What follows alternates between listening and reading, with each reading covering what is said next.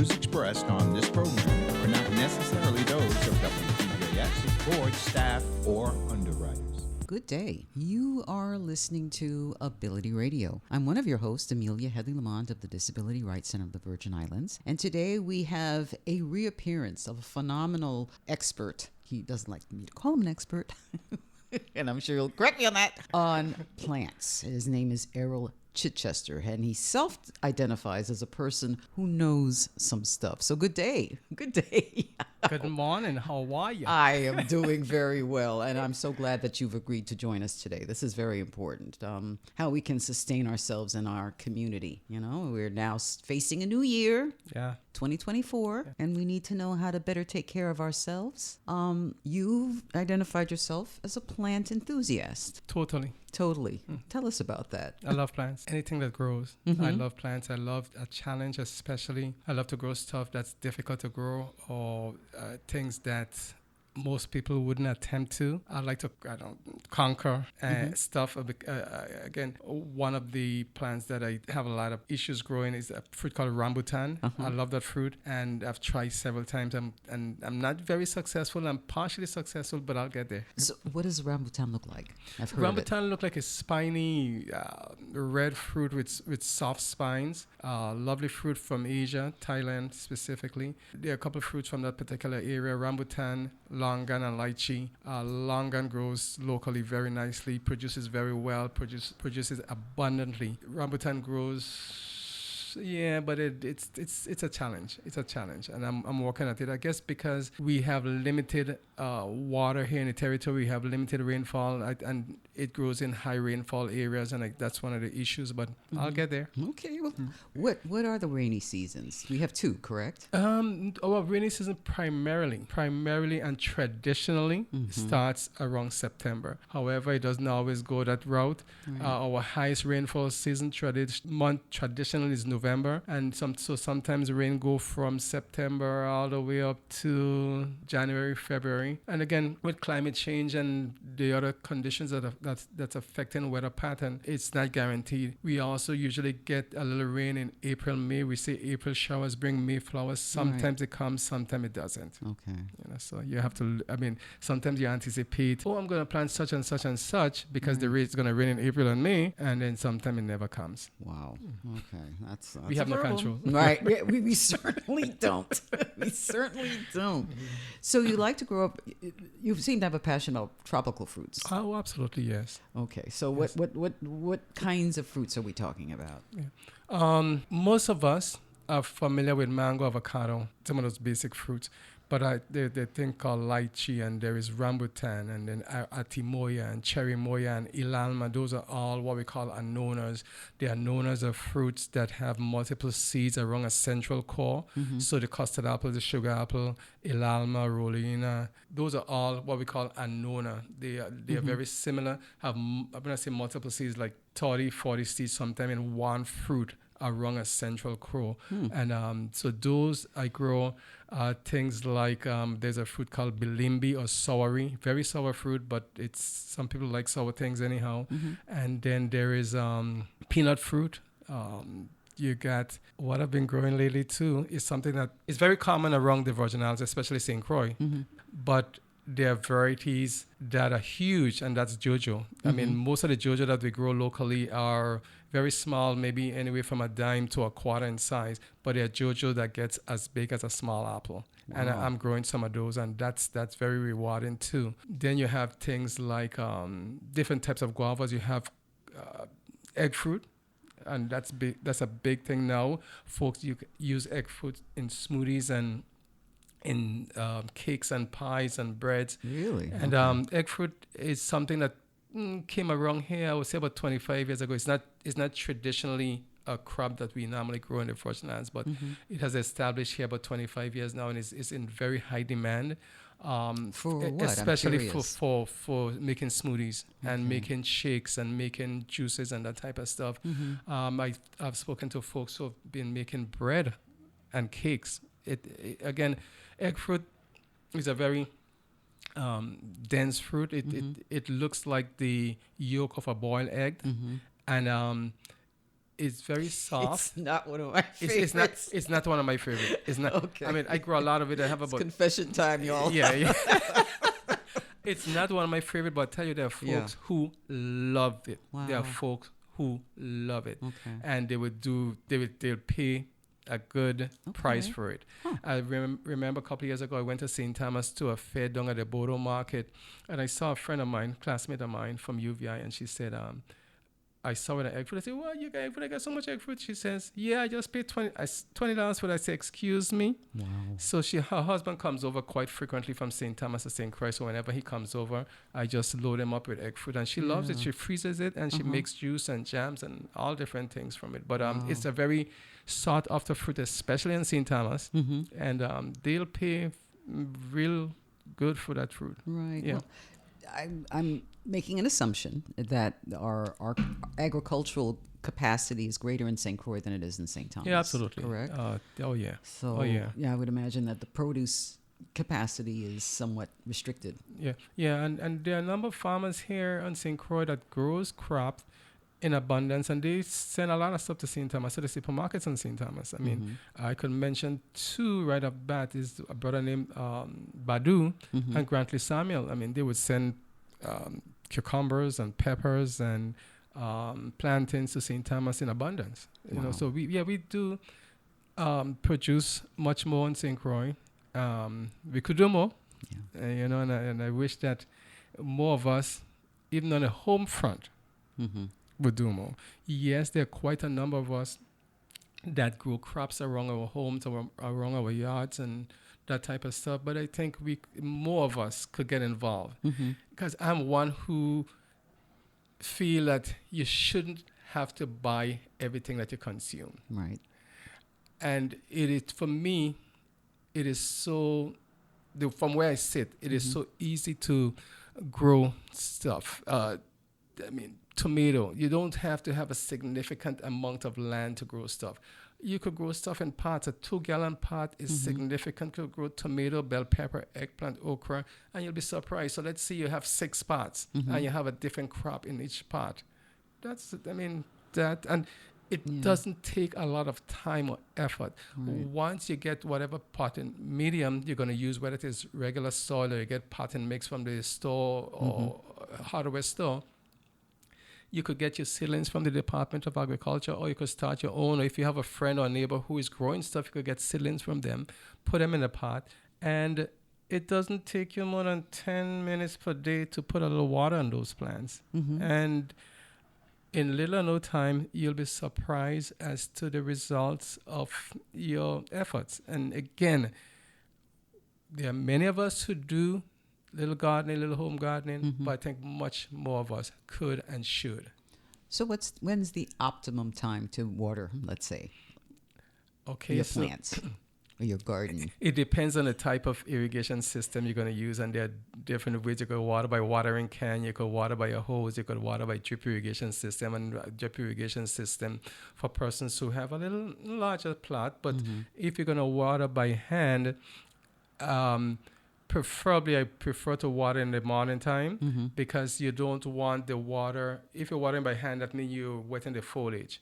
You don't want to have foliage wet overnight, because that could promote disease and that type of stuff. So you want to water during the morning so that the plant could take that water up and utilize the water. The foliage would be dry by the time the night set in. Now, if you're watering with drip irrigation system, that's a hose that lay on the ground and it drips on the ground, so you don't have to worry about the foliage getting wet. So it depends on the type of watering system you're going to use. And I know a lot of folks like to water the foliage of the plant thinking that it does something for the plant. Giving it a shower. Giving it a shower. But I mean, plant roots take up water and nutrients, and as such, that's where the water should be placed in the ground. Okay, so what do you do with all these fruits that you're growing? I have grown and given away fruits for a number of years. And again, because for me, it is not about making a buck from those fruits. It's about the challenge and the effort in getting those fruits grown. But lately I've been doing a little sales, and again, even at that point, I still give away a significant amount of what I grew, because I mean, and I love to encourage persons also to taste and to grow. And most of the fruits that I do give away, folks will say, "Oh, where can I get a plant of that?" And that excites me. And I assist them in also acquiring a plant so they could grow their own. And a lot of the plants, the fruits people, they really like them. And, "Oh, I've never tasted that before. I've never seen that before." A good example is the purple sugar apple. And I mean, a lot of folks have never seen the purple skin. Kind of reminds me of a crocodile, really. Yeah. Yeah, and I hope you got to taste. I did. It was wonderful. It is beautiful. It was wonderful, yes. And that was a nice, lovely one. It was. That your Yes. husband Yes. collected. It was a beautiful was fruit. fantastic. And I was happy that we were able to catch it before the birds. Right. Oh, God, yes. But yes, so even the purple sugar apple fruit, I've never seen this before. Where can I get a seed? Where can I get a plant? And I feel good because then they will get a plant and then another person will find out about it or they will share the information and that will spread. And those are the type of things that I like, to initiate ideas and get people involved. And to me, I'm happiest then. Right. Because folks are getting involved in things that I like. And once you have an interest, I don't mind helping you in terms of indicating to you care, how to plant and that type of stuff. Those stuff is, I mean, I feel good inside being able to help folks establish and do what I like to do. Right. Now, you've been doing some training. Yeah. Where have you been doing some training? Let's talk about that, because I was really intrigued. You mentioned you were doing some things at the university. You were doing some things at the prison. Right. Tell us about that. Well, presently we are conducting that will turn out to be like maybe 12 to 14 weeks vegetable garden program at the BOC. Bureau of Corrections. Bureau of Corrections. The project was one initiated by the University of the Virgin Islands Cooperative Extension Service in conjunction with the prison, and Mr. Stafford Crossman, who is the director there, asked me to get involved. So I'm involved in that. Dr. Drees, who is also a pest management extension agent, she's also involved in the pest aspect. I'm involved in the soils and the planting and the care and the germination of seeds and that type of stuff. So yes, we are doing that. It's going to be quite a few weeks. We go in there twice a week for about 10 until 12. And the inmates are very excited. I mean, they come with pen and paper to take notes. Nice. And they're very excited. They ask very pertinent questions. And you can see the glow in their eyes, And so it's a very, I'm happy at that because that's what I like, to share information and have persons utilize that information to do what I like to do. Sure. So there's a garden at Golden Grove, is that what you're saying? The couple guy, well, what we have seen when we went on our orientation, we saw 2 gardens. We didn't see the garden over in the ladies section, but we were told there's a garden over there too. But there are a couple guys who have 2 beautiful gardens with lots of okra, lots of cucumbers. And I'm saying, when Mr. Crossman and I went on the orientation, we saw lots of cucumber that was ready to harvest. And guys, you need to harvest this because if they stay too long, the seed is going to get hard. But so they're growing stuff, and they got lots of basil, lots of lemongrass. And these guys, they have a big interest, a high interest in growing crops, and they're doing well. Great. So by the time we are finished, they will have the whole spectrum of soil preparation, seed production, and irrigation, pests, and harvesting, and even topics on how to grow specific crops like cucumber, tomato, eggplant. There'll be whole presentations on those specific crops. Because while you have basic information, then you have specific information surrounding specific crop production. All right. So and they also have a strong interest in grafting. So right after this vegetable crop program is finished, we will be conducting workshops on grafting, and eventually there are a number of inmates that are interested also in beekeeping, and we'll be doing that also. Fantastic. Yeah. Well, I mean, grafting is certainly an issue of interest for me as well. We have a neighbor with an amazing avocado tree. Yes. And I did ask whether, that's something that they'd be inclined to, allow us to graft. And they're like, sure. Yeah. So I said, okay, now what? Now what? All you do is get a seed, plant that seed, and once the seed has attained a height of about 12 inches, then you could get piece of that beautiful avocado from your neighbor, and then I'll show you the process when the time is right. Like, okay, whatever. It's a fairly easy approach. Again, one of the benefits of grafting is that, some of the benefits of grafting is that, one, you get early production. So whereas when you plant from seed, trees may take 6, 7, 8, 10, 12, as much as 17 years before they start producing fruit. Right. When you graft, you could get fruit in 3 to 5 years. Okay. And what's even more fascinating about the grafting is that you get identical fruit. So if you have a fruit that is a tree that produces a fruit 5 pounds in size, taking piece from that tree and putting it onto a smaller tree, you will consistently get 5 pound fruits. As opposed to if you plant from seed, you really don't know what you're gonna get. So you're gonna wait a long time before the tree starts producing, before you could see what it produces, and what you get might be totally inferior. Right. So grafting gives you identical fruit, and it gives you early production. And because the tree produces early, they are at a smaller size, so it's easier to harvest. Whereas a tree planted from seed has to attain a significant size to get over the juvenile stage. So you will have a pretty large tree, and sometimes you have to climb those trees to get fruit. Whereas a grafted tree will start bearing 3 feet, 4 feet, 5 feet. You could just stand and harvest fruit. So there are lots of benefits with grafted trees. Ah, okay. That's very useful information. It is. Now, one of the things you had discussed in a previous interview was that we needed in the Virgin Islands land preparation services, and I don't know what does that mean. Yeah, and that's significant in your productivity. So land preparation service is first of all, there are 4 processes. It depends on what stage the property or the plat is in. You have to first cut the grass. You have to get rid of that foliage on the land. So once the grass is cut, then you come in and you do what is called plowing, and that's where a machine comes in and rips into the soil. And with this process, you get big clogs of soil. So those big clogs of soil is not suitable for planting yet. So then you have a machine that comes in. The process is called harrowing, where the machine comes in and break down those large clogs of soil into smaller clogs. But even after harrowing, that's not good enough. You still have some significant large soil clumps. And then the final process is called tilling.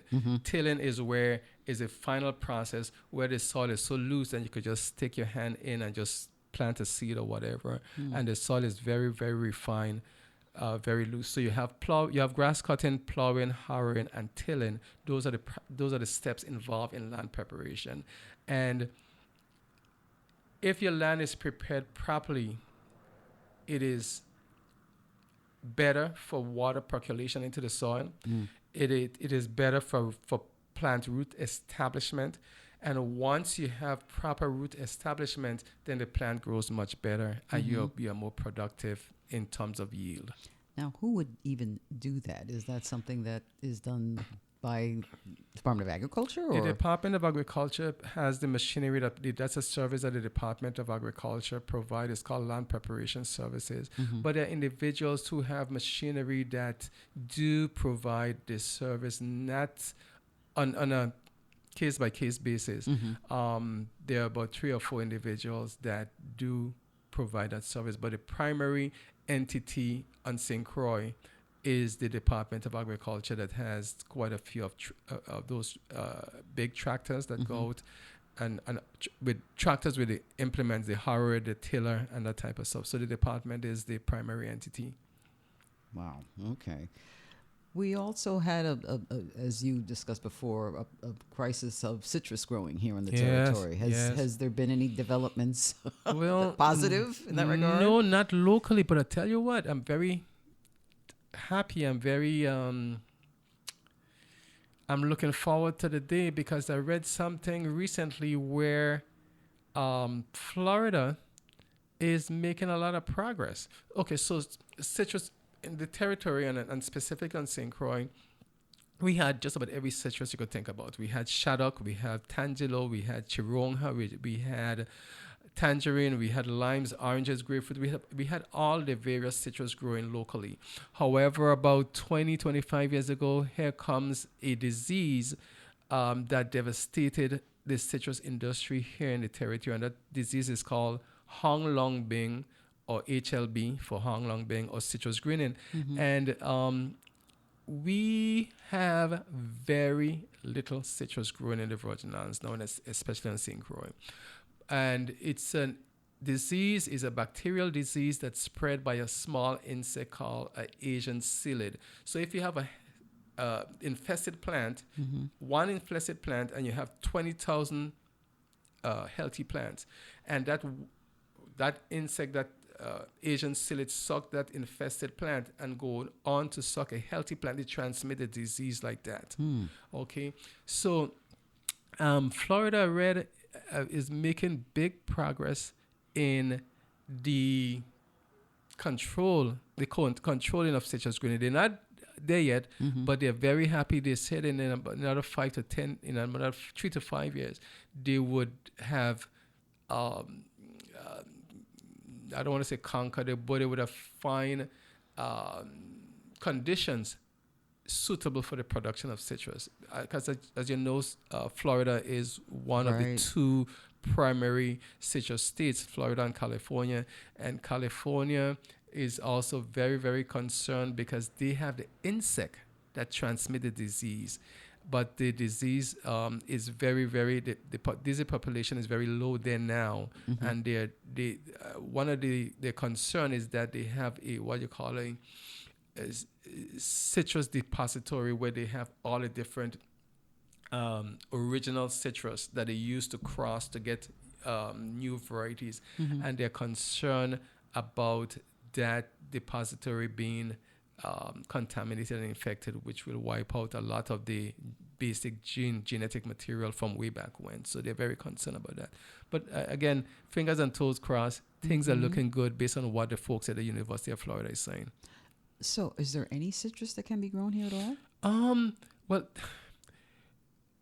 there are persons who have 1 or 2 limes here and there, and then random lime. Yeah. And they're growing and they're looking kind of good. And I'm saying kind of good because they do have the disease, but they're thriving.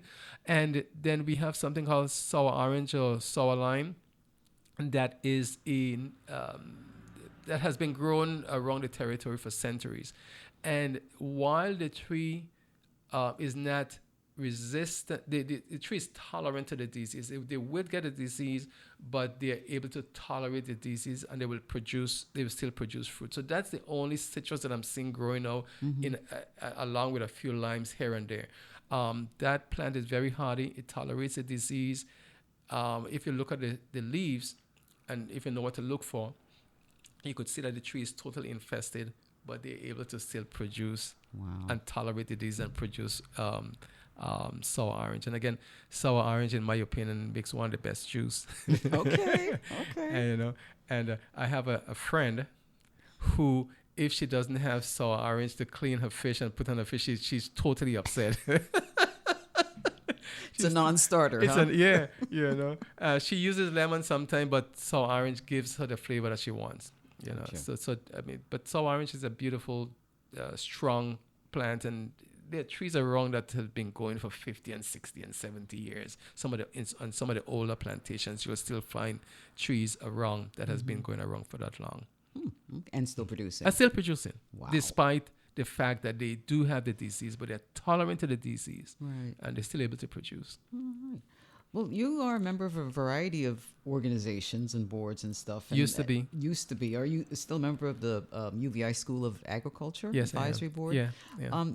In that capacity, can you tell us a little bit more about this new business center and what's available for farmers? But the new business center. Yes. Well, that I don't know too much about. I know I read somewhere recently that there was entity aimed towards assisting farmers, but the advisory board, what it does is provide assistance and to the dean of agriculture as to the direction that agriculture should go, and the School of Agriculture. So basically, that's what that board is about. It's an advisory board that provide input on courses to offer, areas of research, things like that. Do you find that young people, or I should say, I shouldn't limit it to the young, but do you find that there's a great interest in agriculture at the college level? I wish it would be more. Okay. Yeah. When the School of Agriculture reinitiated the agriculture program, there were only about 4 or 5 students. As talking to Mr. Stafford Crossman, I think the registration for this semester is like 20 students. So that's from 4 or 5 to 20. That's a big increase. That's fantastic. And you have the younger students, and you also have some older folks in the community who are registered for the agriculture program. Okay. And that's exciting, because I tell you what, yes, the University of the Virgin Islands is a small school, but they have a lot to offer agriculturally. Some beautiful works have been done at the University of the Virgin Islands, and folks don't realize, well, folks may or may not know that one of the world's leading cattle, the Senapole cattle, was developed here in the territory. Then you had the St. Croix white-haired sheep, which is international. Wow. And then we had a very excellent tilapia program with Dr. Rokosi. Dr. Zimmerman has done significant work on various crops, to include sorrel. He has sorrel that he bred that's local bred, and then he have done some beautiful work on papaya. He has done beautiful work on jicama. There's a lot of work that's been done at the University of the Virgin Islands where agriculture is concerned. Well, time is on the clock on the top. We run out of time. I had some more questions for you, but that's okay. We'll save it for next time. And next time there'll be a charge. Okay. Folks, thank you so much for listening today. Thanks again to our guest, Errol Chichester. Not a problem. And my pleasure. Take care and have a great day. The views expressed on this program are not necessarily those of WTJX, its board, staff, or underwriters.